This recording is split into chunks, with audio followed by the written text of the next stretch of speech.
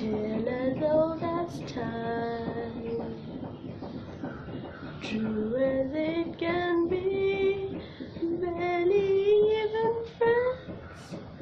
Then somebody bends unexpectedly.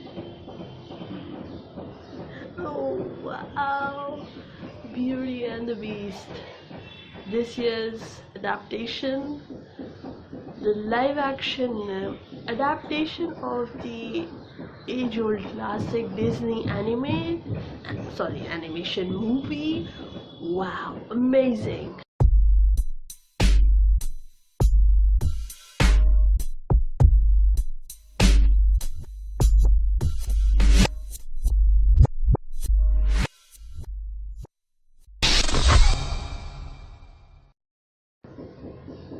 Hey everyone, yes, I've finally seen Beauty and the Beast. This one directed by Bill Condon, who directed the Twilight movie. Okay, that was a travesty. That was a travesty, and we don't even want to remember it anymore. But dude, he did a wonderful job with this. Emma Watson plays Belle, and Dan Stevens plays the Beast. Wow. Well, obviously Luke Evans plays Gaston. Josh Gad, who we remember as Olaf in Frozen, plays LeFou. And Sir Ian McKellen plays Coxswain, Ewan McGregor, Lumiere, and a horde of stellar cast to add to this beauty, because really this is a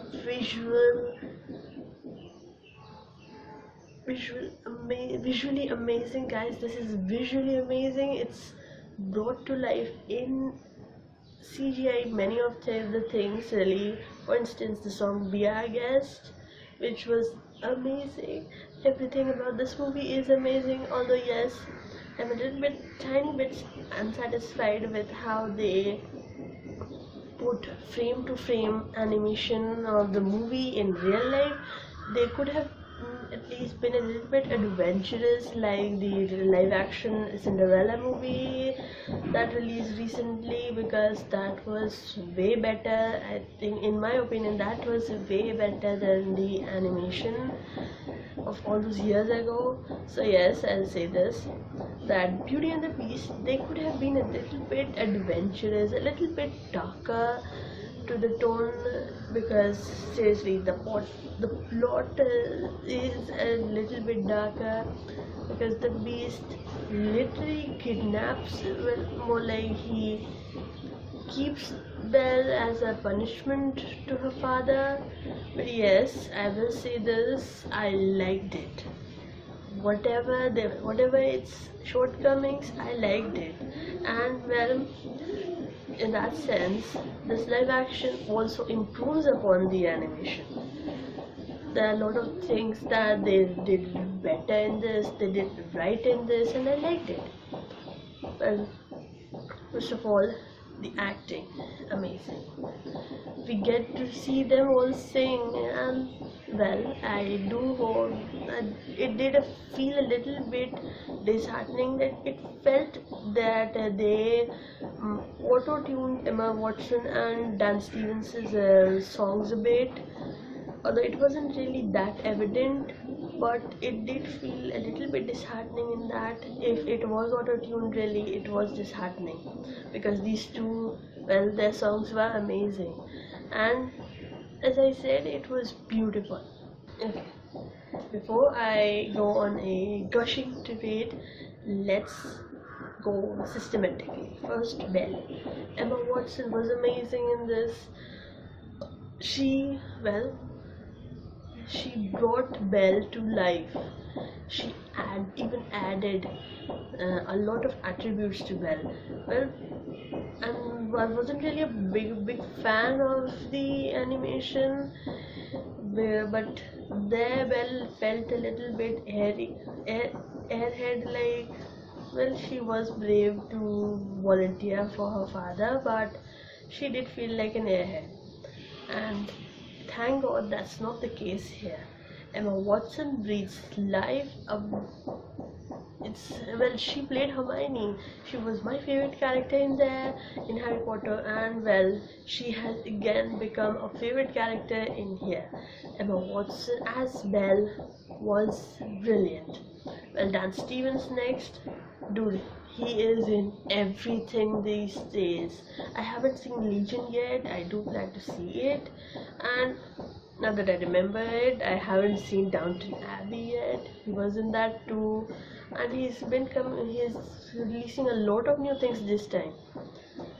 So wow, he is in everything these days.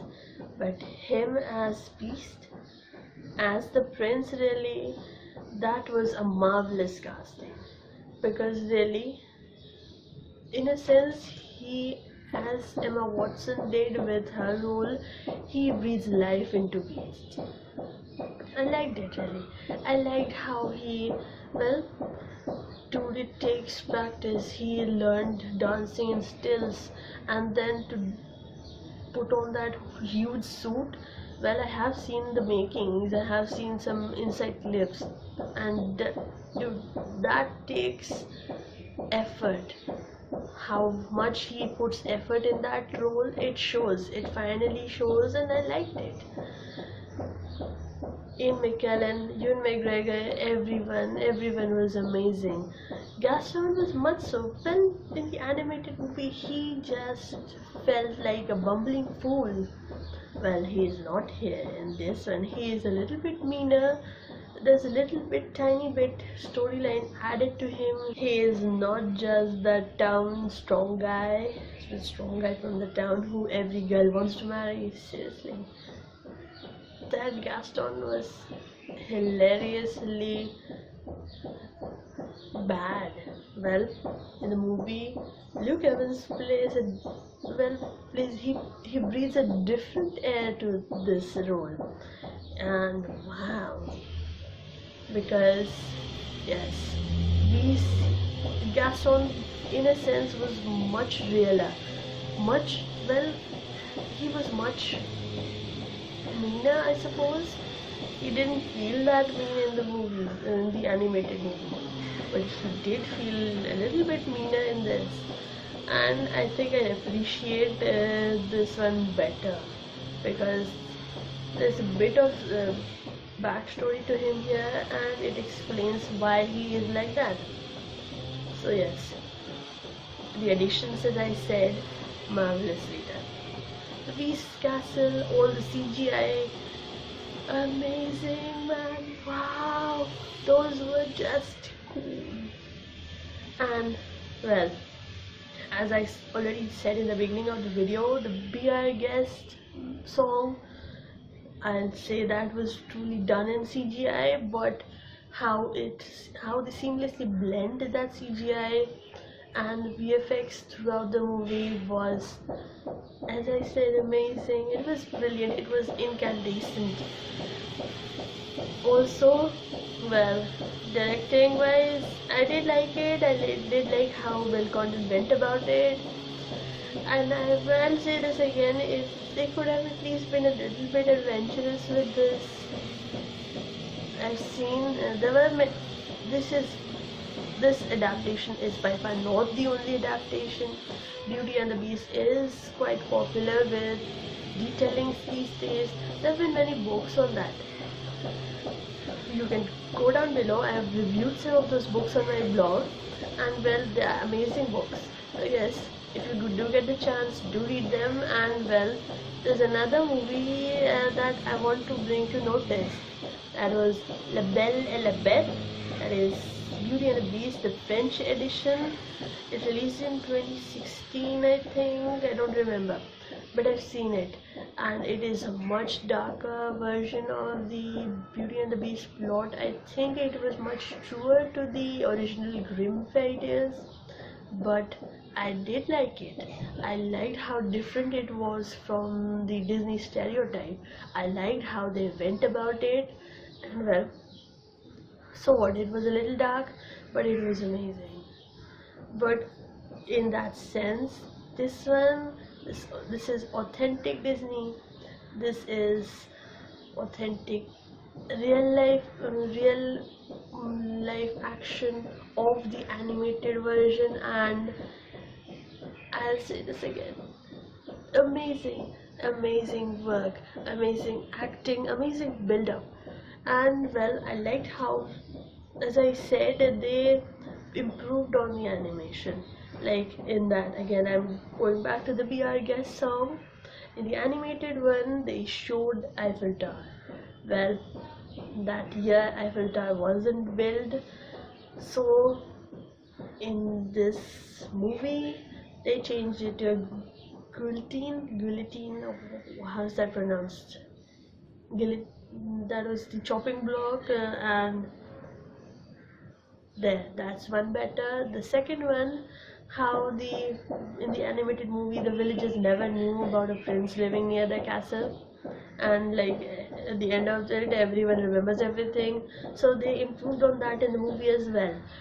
Even the enchantress, who was a little bit of a minor character in the animated movie, was given a bigger role in this.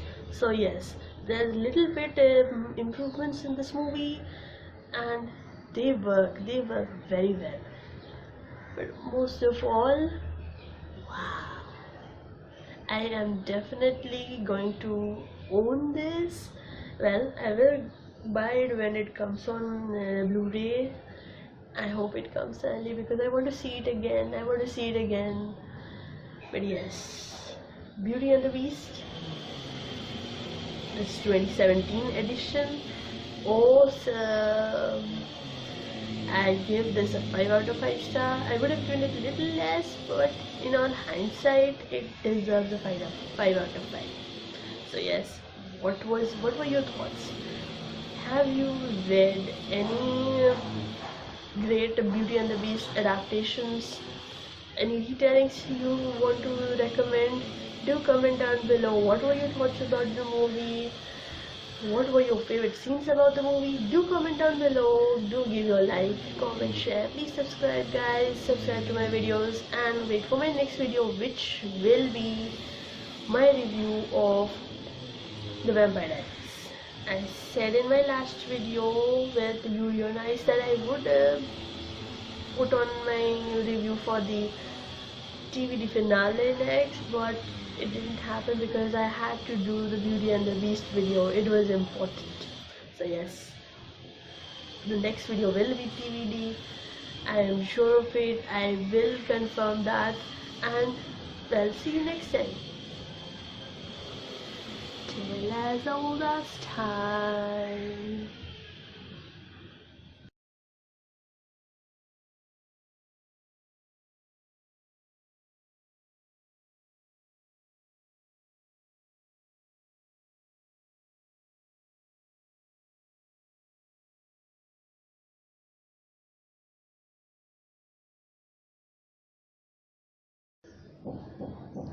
Oh, and that big publicized LaFoe gay moment, well, it wasn't really that well evident. Seriously, why did they go out of their way to pronounce LaFoe gay? Well, he didn't do anything like that, other than dancing with a guy at the end. Well, seriously, that was a wasted opportunity. As I said throughout the review, LaFoe, if he was gay, then they should have been a little bit more adventurous with the plot. That would have made much sense than going out of their way and proclaiming that Josh Gad's LaFoe is gay, because it didn't really do anything.